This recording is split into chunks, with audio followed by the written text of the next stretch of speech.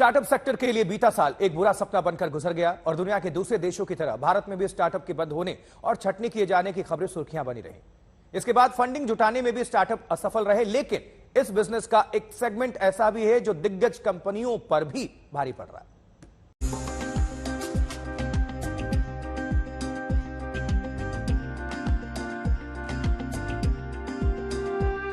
भारत का startup ecosystem दुनिया में अमेरिका और चीन के बाद तीसरे सबसे बड़े स्टार्टअप इकोसिस्टम में से एक है। लेकिन 2022 में मंदी, महंगाई के असर से घटी फंडिंग का प्रकोप भारतीय स्टार्टअप सेक्टर को भी झेलना पड़ा। इससे 2021 में भारत के स्टार्टअप को मिली 41 अरब डॉलर की फंडिंग 2022 में ये घटकर 26 अरब डॉलर रह गई। स्टार्टअप सेक्टर में यूनिकॉर्न यानी जिन स्टार्टअप की वैल्यूएशन 1 अरब डॉलर या इससे ज्यादा होती है, अभी तक फंडिंग के लिए वो पसंदीदा विकल्प बने हुए थे।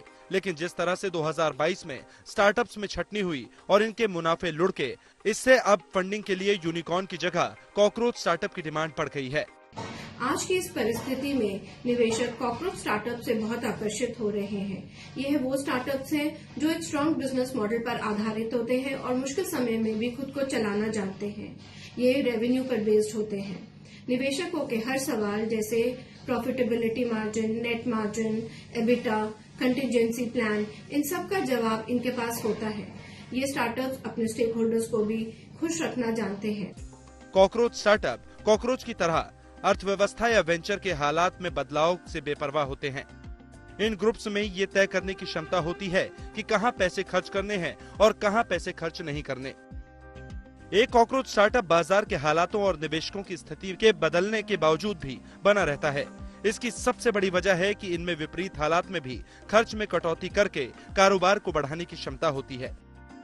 कॉकरोच स्टार्टअप कम तनख्वाह, कम खर्चे और कम बजट वाले कारोबार होते हैं।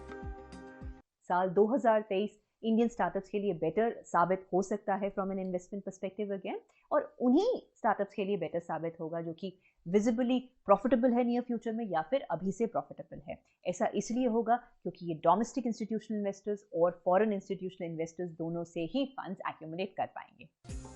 कॉकरोच स्टार्टअप फिक्स्ड एसेट में इन्वेस्ट करने से बचते हैं।